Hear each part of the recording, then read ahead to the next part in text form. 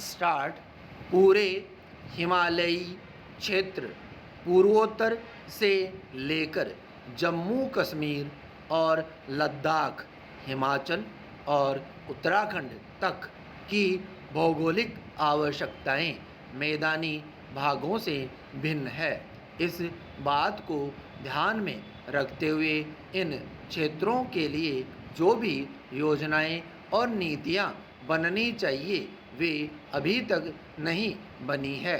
अब तक सभी निर्णय काम चलाऊ रहे हैं। पैरा हालांकि हर बार योजना बनती है उस पर पैसा खर्च होता है, लेकिन फिर भी समस्याएं जस की तस है। इसके ताज़ा विनाशकारी उदाहरण हमारे सामने है। ऑल वेदर रोड को ही लीजिए। इसकी कल्पना इस मकसद से की गई थी कि वर्ष भर हर मौसम में ये सड़कें चालू रहेंगी, किसी भी तरह का व्यवधान नहीं आएगा। ऋषिकेश से गंगोत्री, बद्रीनाथ, केदारनाथ और यमुनोत्री मार्गों पर यातायात निरंतर निर्बाध चलता रहेगा। सब खुश थे कि मार्ग अब किसी भी मौसम में बंद नहीं होंगे। इससे प्रदेश की अर्थव्यवस्था सुधरेगी, मगर अब इसके ठीक विपरीत हो रहा है। इन मार्गों का निर्माण शुरू हुआ तभी से हर यात्री को तकलीफ झेलनी पड़ रही है। इसका कारण है सड़कों को बनाने में जो कटाई की गई और सड़क चौड़ी करने में जिस तरह रास्ते में आने वाली चट्टानों को तोड़ा जा रहा है वह वैज्ञानिक तरीका कतई नहीं है। इनके निर्माण कार्य में लगे इंजीनियरों के काम के तरीके को लेकर शुरू से आशंका बनी हुई थी।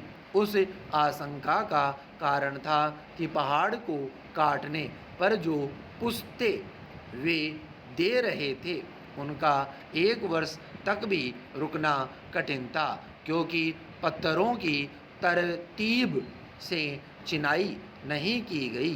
वैसे भी हिमालय के पहाड़ अभी कच्चे हैं, उनको बेतरतीबी से छेड़ने पर बरसात में मिट्टी और पत्थर पानी के साथ बहने की पूरी गुंजाइश है और यही हो रहा है।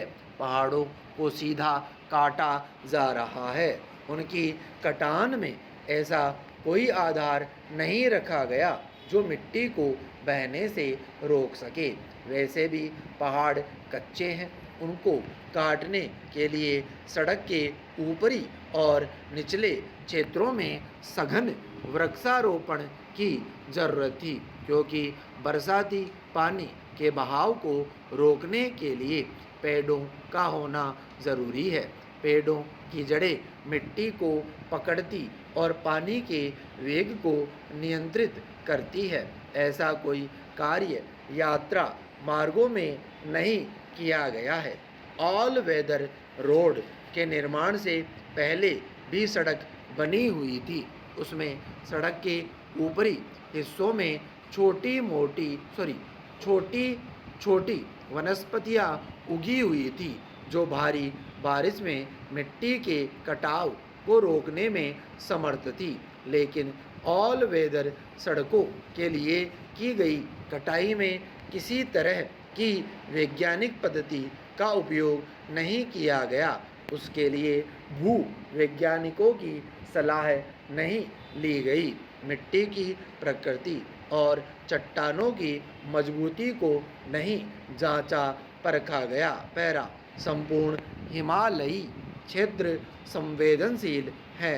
आए दिन इस क्षेत्र में भूकंप आता है जिससे पहाड़ कमज़ोर हो गए हैं। कभी कभी तीव्र भूकंप भारी क्षति कर देते हैं। इस बात की भी सड़क निर्माताओं ने अनदेखी की है।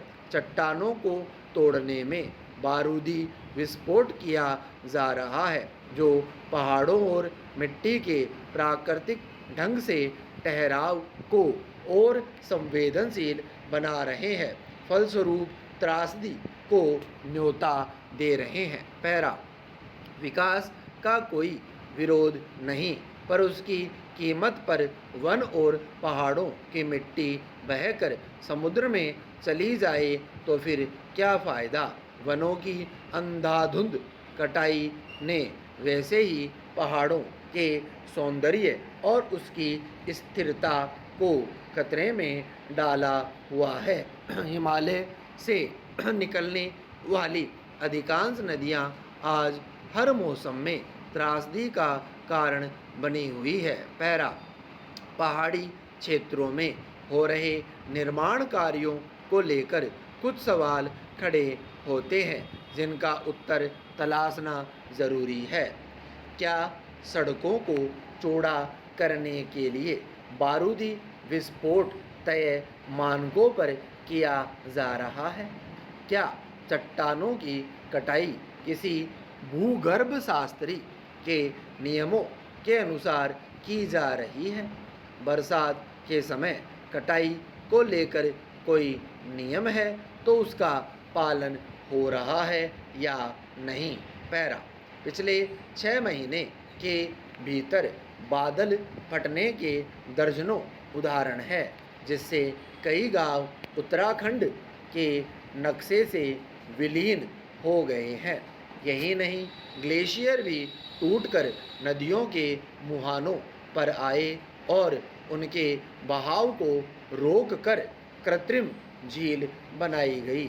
उस झील के फटने से नदियों के किनारे बसे इलाके तबाह हो गए। ऐसी ही दुर्घटना में जोशीमठ के पास एनटीपीसी की निर्माणाधीन परियोजना के अलावा पावर हाउस को तबाह कर मलबा अलकनंदा नदी के जरिए बंगाल की खाड़ी में पहुंच गया। बादल फटने से देवप्रयाग में आईटीआई के भवन को पानी के वेग ने तबाह कर दिया। ये मौसम में परिवर्तन के संकेत हैं। हमारी योजनाएं कहाँ विफल हो रही है, उस पर चिंतन की आवश्यकता है। रचनात्मक कार्य करने की बहुत ज़रूरत है। पैरा बादल फटने की घटनाएं बार बार हो रही है। हिमाचल प्रदेश में धर्मशाला और कांगड़ा जिले में बादल फटने से तबाही हुई है। इससे पहाड़ों की मिट्टी बह जाती और जनधन की क्षति हो रही है। पैरा इस पर वैज्ञानिक सोच का अभाव साफ झलकता है। पूर्वोत्तर राज्यों में भी ऐसी ही घटनाएं हो रही है।